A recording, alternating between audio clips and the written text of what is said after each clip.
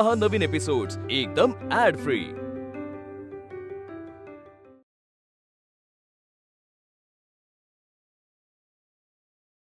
धोंडीबा कुठे गेलं बाई? हा मला बोलावलं काकू?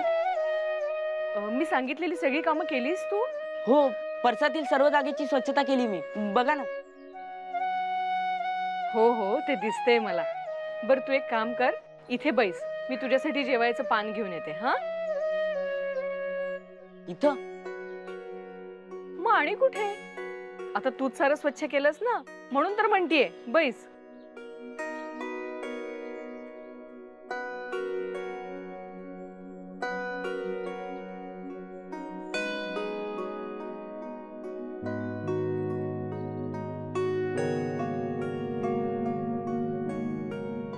अरे अरे जरा सावकाशी न खा, पुन्हा वाढते मी अजून।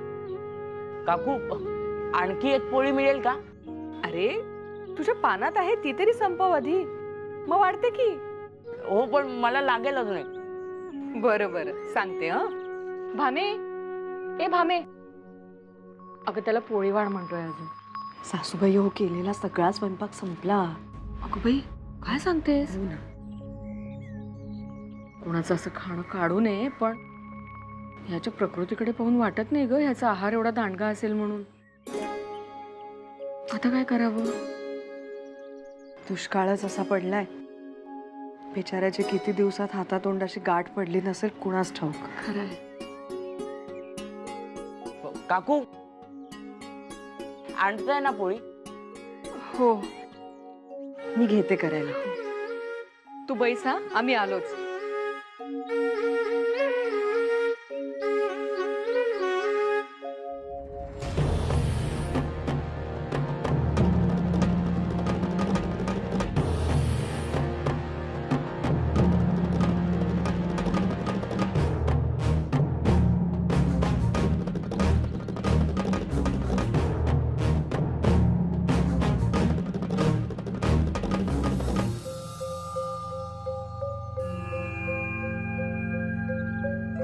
बळवंतराव, अहो बळवंतराव थांबा तरी। अहो बळवंतराव थांबा।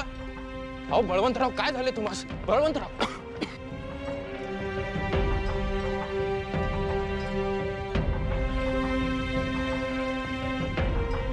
हो, नेमके झाले काय? बळवंतराव, अहो तुम्ही मित्र म्हणवता ना आम्हाला, मग सांगा तरी। तुम्ही देखील मित्र म्हणवता ना आम्हाला, मग सांगा माझ्या रागाचे कारण काय असेल? सार्वजनिक काकांचे सध्याचे धोरण तुम्हाला जितके चुकीचे वाटते तितके ते नाही वाटत आम्हाला। चुकीचे वाटत नाही? आणि हे तुम्ही बोलताय गोपाळराव? अहो हे बघा, आपण सगळे ओळखतो त्यांना, त्यांचं कार्य मौल्यवान आहे। परिस्थितीकडे उघड्या डोळ्यांनी बघून योग्य ती पावले उचलण्याचा विवेकही आहे त्यांच्यामध्ये। पण तसे घडताना तर दिसत नाही। आणि काय पाहतायत ते उघड्या डोळ्यांनी? हा सर्वत्र पसरलेला भयावह दुष्काळ पाहताय? आणि तो जर त्यांना दिसत असेल तर त्यात होरपळले जाणारे आपले शेतकरी बांधव दिसत नाही? वाढलेली उपासमार दिसत नाही? आणि या घडणाऱ्या परिस्थितीत त्यांनी काय करायला हवे? आजचा माणूस कसा जिवंत राहील याचे उत्तर शोधणे अपेक्षित आहे। आणि ते काय करताय? अहवाल तयार करतायत। त्याने काय साध्य होणार आहे? अहो अयोग्य काय त्यात? पण आजच्या या बिकट परिस्थितीतून उद्या जर असा प्रसंग निर्माण झाला तर काय पावले उचलता येतील याची यंत्रणा तयार होईल अशा अहवालातून। आणि आजच्या मांडणीवरून उद्याची पावले ओळखून जो चाल चालतो तोच द्रष्टा नव्हे का? घ्या घ्या घ्या, वा, तुम्ही त्यांचीच कड घ्या। हा, मुळात उद्याची यंत्रणा प्रत्यक्षात तेव्हा येईल जेव्हा आजची माणसे जिवंत राहतील। उद्या आपण जगू शकू अशी आशा त्यांच्या ठाई जिवंत राहायला हवी। आणि आज काय घडते? सर्वत्र चोऱ्या दरोडे घडतायत। बरं, आणि त्याचे प्रमाण पाहता उद्या स्वतःच्या जिवंत अस्तित्वासाठी हीच माणसे इतरांचा जीव घ्यायलाही कमी करणार नाही। अहो आजची माणसे उद्या राक्षसे होतील जर त्यांची भूक शमली नाही। म्हणून काय दरोडे घालायचे, चोऱ्या माऱ्या करत फिरायचे? बळवंतराव तो काय उपाय का भूक भागवण्याचा? चोरी करून भूक शमत नाही, ती आणखीनच वाढते. आणि उद्या उपाशी राहायची वेळ येऊ नये यासाठी आज उचललेली पावले ही नेहमी स्वागतार्हच असते. छान छान. गोपाळराव, माझ्या असे लक्षात आले, तुम्ही केवळ मला विरोध करण्यासाठी, मला खोडून काढण्यासाठी बोलत असता. अहो, काय बोलताय बळवंतराव? असू द्या, हरकत नाही.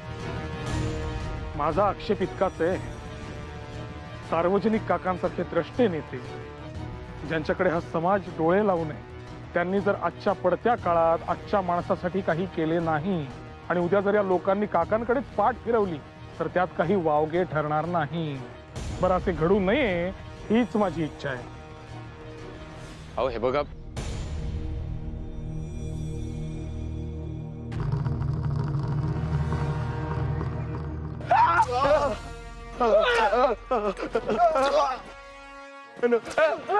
You will see what punishment you get for the crime of a robbery. हो साहेब, आम्ही चोर नाही, दरोडा करू पण नाही सर. हो साहेब, आम्ही विद्यार्थी आहे साहेब, आम्ही बाहेर राहिलो. हो साहेब, आम्ही. Shut up! We have a strong doubt. You guys are the robbers. Even if you are not, you might have a strong connection with them. Stop it! Stop it! Officer, please! Stop it! उठा रे, उठा.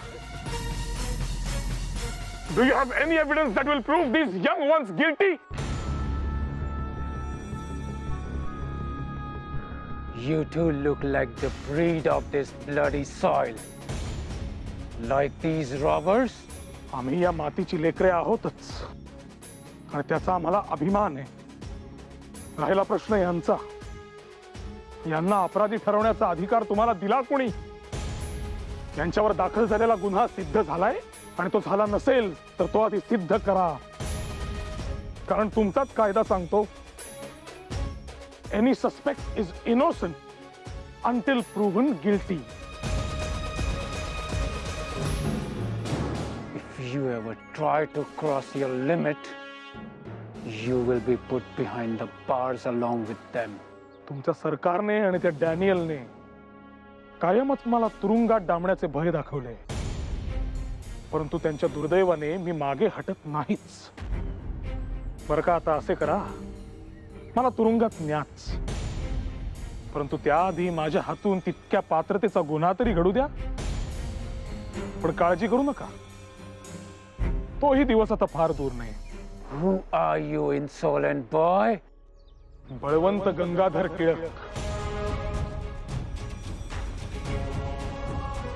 कधी डेक्कन कॉलेजला येऊन विचारा, माझी पत्रिका सांगतील सगळे, किंवा तुमच्या त्या डॅनियल साहेबांना विचारा, त्यांचा माझ्याशी खास स्नेह आहे. परंतु तूर्तास या मुलांना सोडून द्या. You have to let them go as per your law. Am I right? चला रे, थांबा.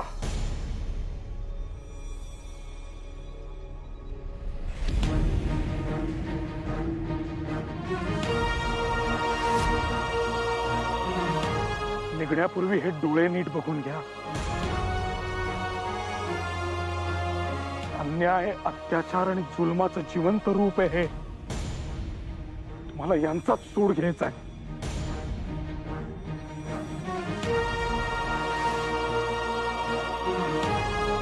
कधी जर तुम्हाला असे भासले की तुमच्यातला अग्नी शमतोय तर हे डोळे आठवा आणि तुमच्यातला ज्वालामुखी दगदगता ठेवा.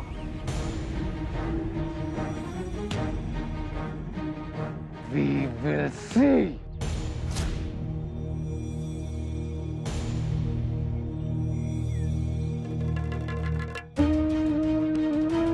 असू द्या, असू द्या.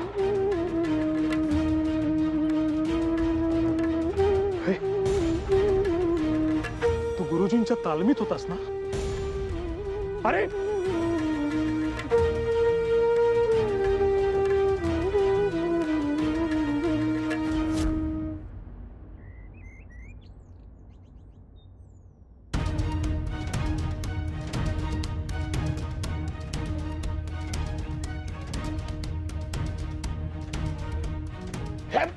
काय करतोयस काय करतोयस आणि कोण आहेस तू तुम्ही कोण आहात? माझ्या घरात मलाच विचारतोस मी कोण आहे तू कोण आहेस मी धोंडीबा. कोण धोंडी मला या घरात घरगडी म्हणून नेमले. कुणी नेमलंय वहिनी तू कसला हाक मारतोस मीच मारतो थांब भामे वहिनी भामे इथे ये. वहिनी. अहो कोण आहे हा काय करताय हे? हा काय करतो इथे अहो तुम्ही सोडा भाऊ आधी त्यास. तुला सरपणासाठी लाकूड काढून ठेवायला सांगितलं होतं आणलंस नाही.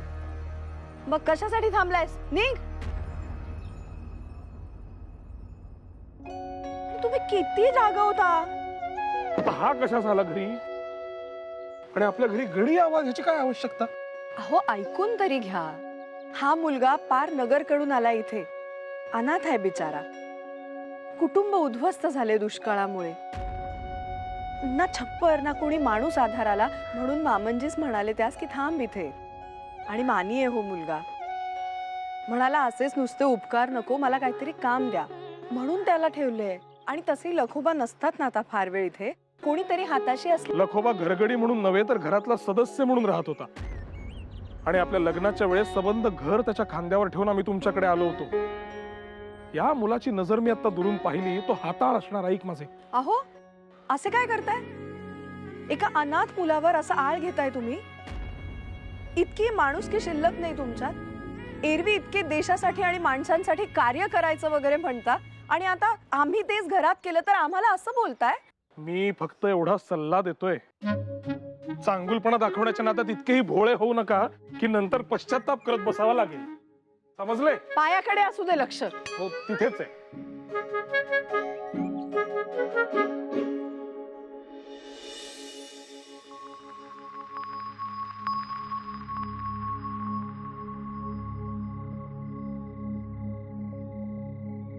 आश्चर्य कोणीच कसे दिसत नाही. घरात देखील विशेष हालचाल दिसत नाहीये. हाक मारून बोलवावे का. नकोच परत जावे. पण जेवणाचे काय उपाशी राहावे लागेल.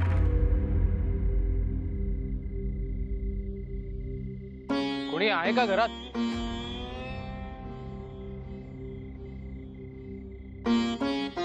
साठे आहात का घरात. कोण आहे. क्षमा करा मी गोपाळराव आगरकर. साठे आहेत का. नाही ते बाहेर गेले. म्हणजे घरातलं धान्य कमी झालंय आणि म्हणून त्याचा भरणा करण्यासाठी ते गेले. आपलं काही काम होतं का. अहो कदाचित आपण ओळखलं नसेल मला. मी आपल्याकडे वार लावून जेवणास येतो त्यामुळे आज जेवण करायला. मी विद्यार्थी आहे. मी डेक्कन कॉलेजमध्ये शिकतो. अहो ताई आपला वाढपी ओळखतो मला.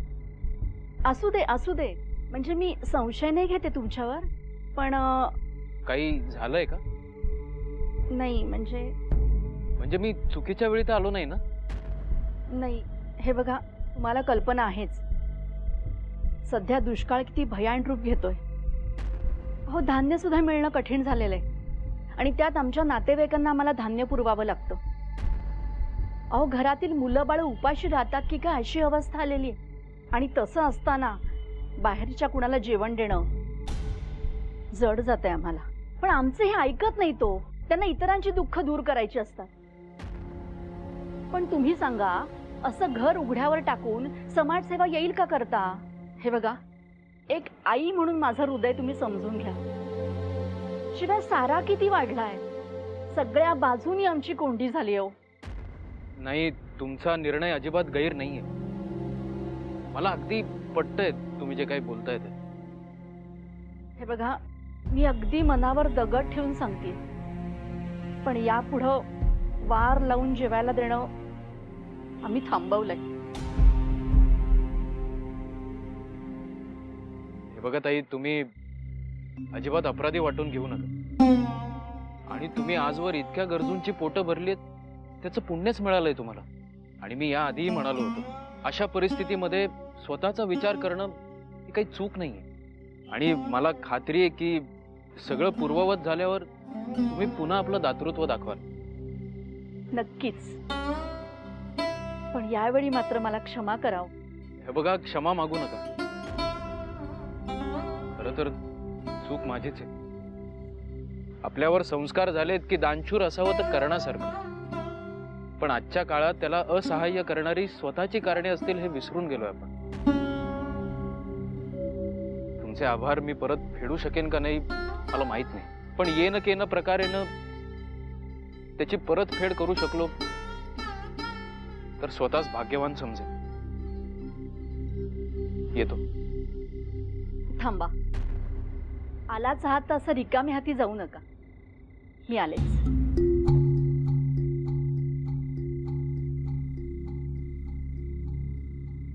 घ्या.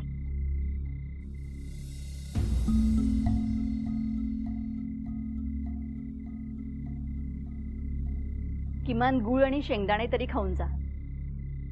परिस्थिती पण कशी क्रूर असते बघा. म्हणावं तर गोड खायला देते, म्हणावं तर कावळ्याचा घास म्हणून जेवण देते. तुमची हरकत नसेल तर मी या रांजणातले पाणी प्यायलं तर चालेल का? म्हणजे मध्यरात्रीपर्यंत भूक भागेल आणि त्याच्यानंतर हे शेंगदाणे.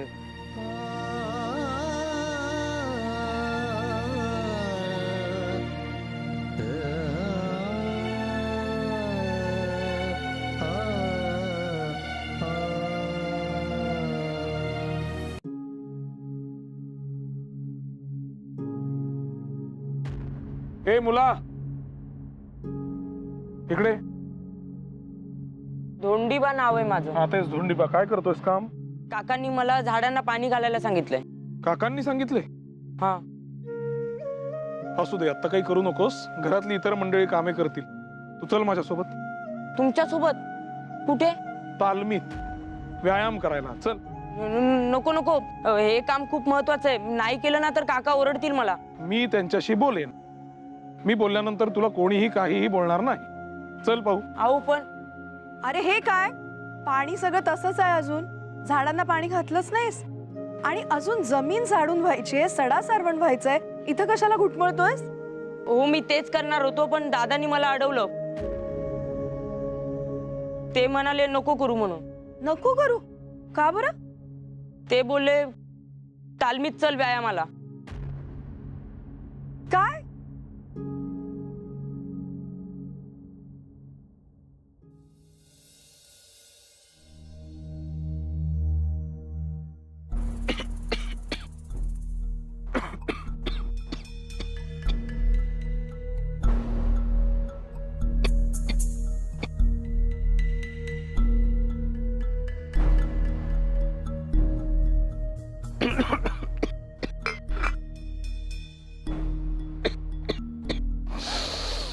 हल्ली थोडा जरी हवामानात बदल झाला तरी त्याचा परिणाम होतोय तब्येतीवर. काय कारण असावे? एक वेळचे जेवण कमी केल्याने प्रतिकार शक्ती कमी होत असेल. हो असेलच, परंतु पर्याय नाही.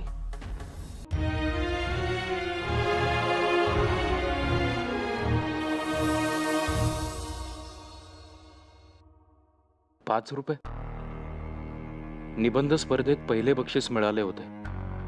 त्यातील आता फक्त ₹5 रक्कम शिल्लक आहे. काय करता येईल? जगण्यासाठी जेवण गरजेचे आहे, परंतु इतर जबाबदाऱ्यांसाठी या पैशांचा संचय असणे आवश्यक आहे. परिस्थिती मला खुणावते.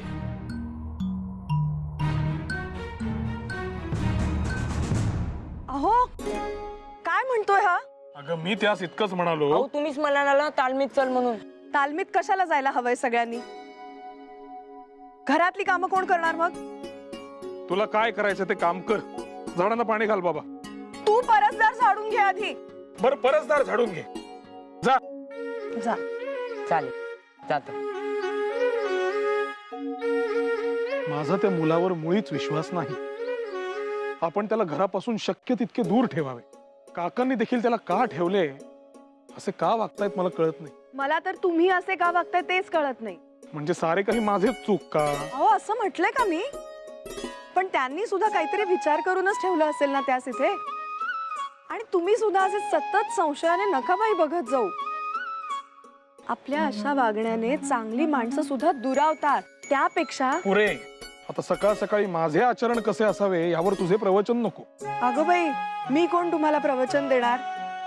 नाही, त्यापेक्षा तुम्ही तालमीतच जा. कसे वेळेवर घरी परत या फक्त. विनाकारण विलंब नकोय. तर आम्हाला काही बोलूच देऊ नका आणि आम्ही काही बोलायला गेलो की अशी कारणे देऊन आमचं तोंड बंद करा.